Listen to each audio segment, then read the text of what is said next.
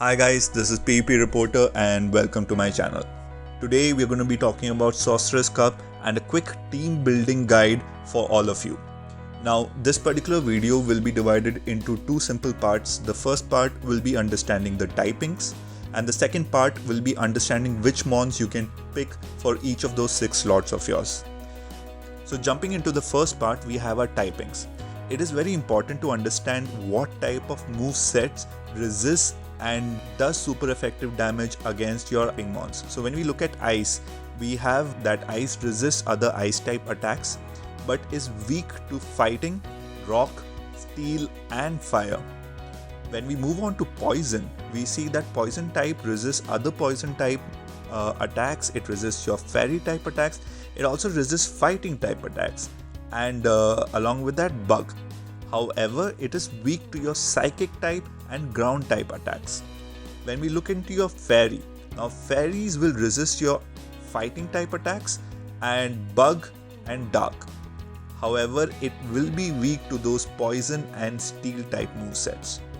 When we look into psychic type, now psychic type movesets resist other psychic type attacks. It also resists your fighting, but however is weak to the trio of bug, dark and ghost. When we look into normal typings, now normal typing will take super effective damage from fighting type attacks. However, it will double resist your ghost type mons. Now keeping in mind that normal type mons have only one weakness, which is fighting, that's where our slots come into picture.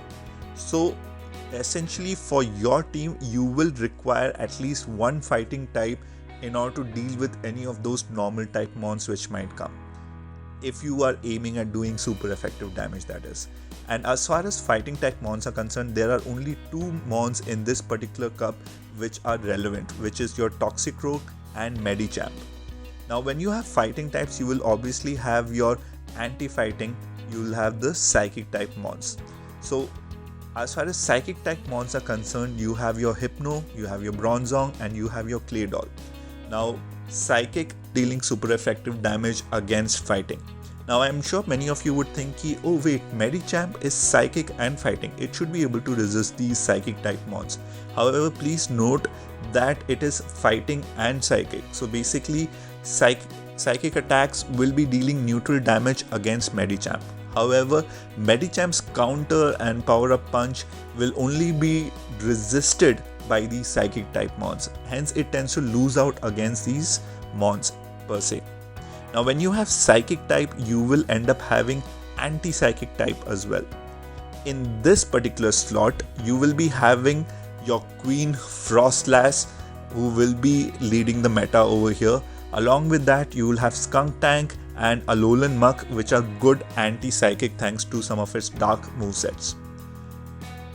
Now you'll realize one thing is that the fighting type mons are actually able to take care of Skunk Tank and Alolan Muck. However, when it comes to Frostlass, thanks to its ghost typing, it is able to resist most of those counter damages. So that's where your slot 4 comes into as your anti-Frostlass. So for this, ideally your fairy type mons will be doing a good chunk of damage, Azumarill and Wigglytuff being them primarily. Haunter is also pretty good against Frostlass. However, it is a glass cannon, so it will totally depend on how you're able to handle it, and if you think you're good with it, you can definitely bring it into your team.